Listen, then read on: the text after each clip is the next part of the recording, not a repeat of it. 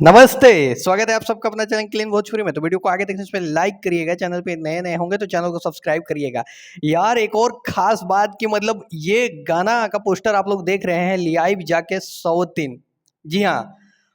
हालांकि मैं थोड़ा लेट हो जा रहा हूँ आजकल। क्या पता ये संजोग है क्या है समझ में नहीं आ रहा है, लेकिन मैं अभी इस वक्त वीडियो बना रहा हूँ। हालांकि आप लोगों को इसका इन्फॉर्मेशन तो मिल ही गया होगा, लेकिन एक खास चीज़ है इस गाने में। प्रिंस प्रियदर्शी का लिखा हुआ गाना है, प्रियांशु सिंह का म्यूजिक है, पवन सिंह के साथ अनुपमा यादव गाए हैं। और ये गणनायक फिल्म से जो है वो गाना आने वाला था, आने वाला है कल। नहीं, माफ़ करिएगा, 25 तारीख को। यहाँ पे डेट डाला हुआ है, मैंने कल बोल दिया। तो ये काफ़ी खास गाना होने वाला है और बहुत बजने वाला गाना है।